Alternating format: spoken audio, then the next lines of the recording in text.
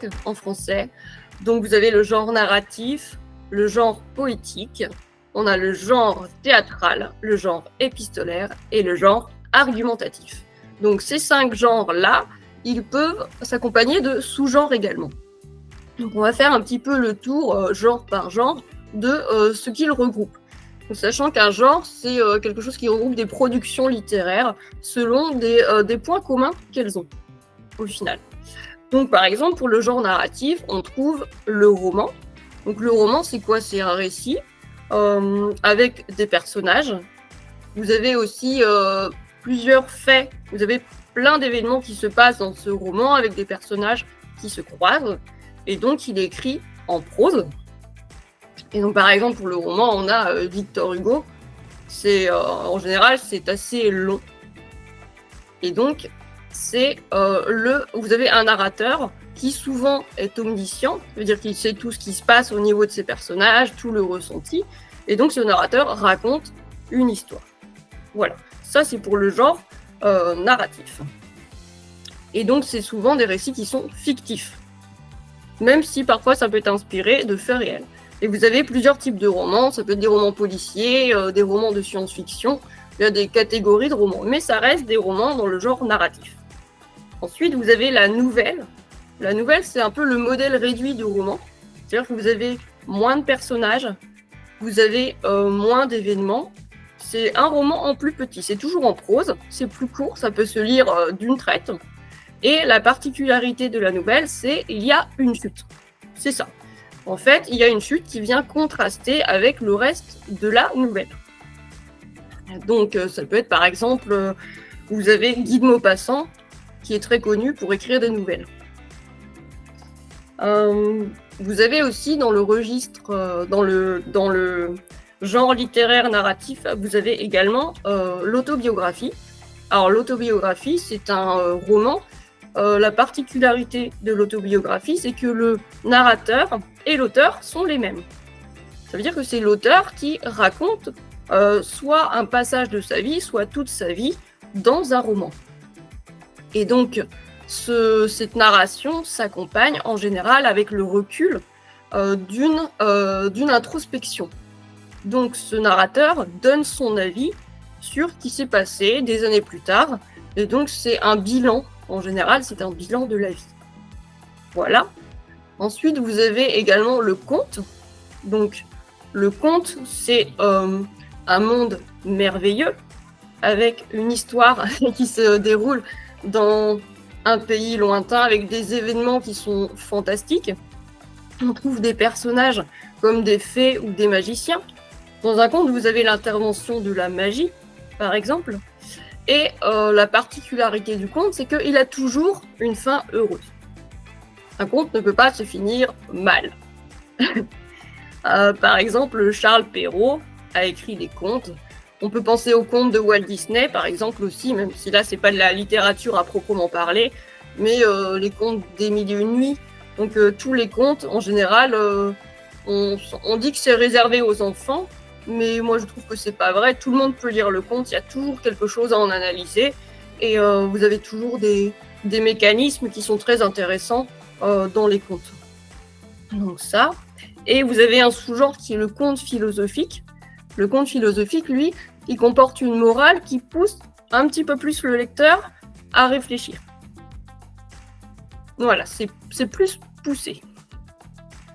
Donc ça, c'était pour le genre narratif. Après, vous avez le genre poétique. Donc le genre poétique, c'est la poésie, par exemple. Donc c'est des rimes. Vous avez une mélodie du langage également. Et vous avez une musicalité au final. Souvent, alors vous avez des styles qui sont libres et des styles qui sont fixes.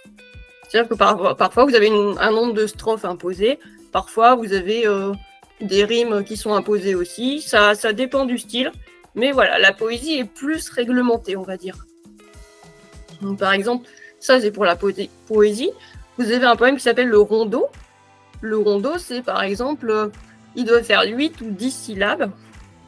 Et il y a 2 rimes différentes dans le rondeau. Et ces rimes, la deuxième et troisième strophe, doivent avoir la même rime. Donc là, on est sur une forme qui est une forme fixe. Donc il y a des règles à respecter. Une autre sorte de poème, qui est japonais cette fois-ci, qu'on appelle le haïku. Et le haïku ne fait que 3 lignes. Et dans ces 3 lignes, il y a un événement qui doit faire référence à la nature. Donc voilà, c'est très connu au Japon, un petit peu moins en France, mais là-bas c'est très pris au sérieux. Et pourtant c'est très court, il suffit de 3 lignes et vous pouvez faire un haïku. Et enfin nous avons la fable. La fable qui est le roi de la fable, si je dis, c'est Monsieur La Fontaine. Donc la fable, pardon, elle est en rime aussi. Et donc c'est une histoire qui met en scène des animaux. Et ces animaux, ils sont personnifiés. Ils représentent un défaut de la société. En fait, une fable, c'est une critique de la société.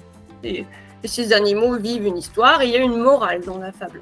Elle est explicite ou implicite, mais à chaque fois, il y a une morale.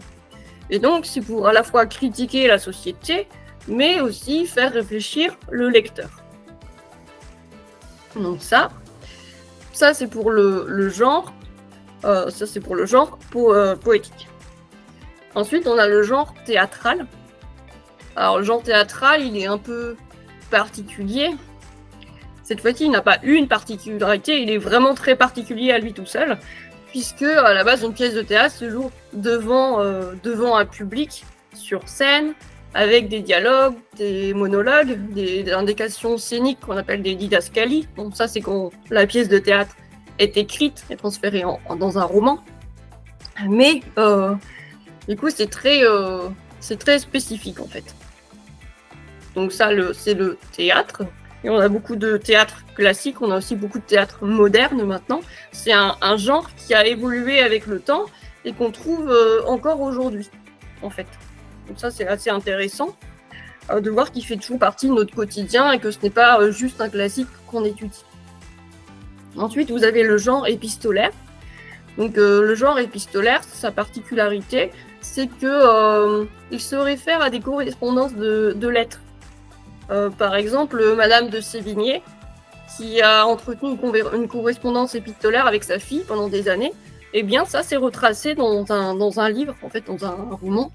Et donc voilà, ça permet de savoir ce que les gens s'envoyaient par écrit, bon, que ce soit à l'époque ou même maintenant, hein, puisque il y en a moins maintenant, on utilise moins l'écrit, mais il y a toujours des personnes qui s'envoient des lettres et ça reste un style qui est quand même utilisé.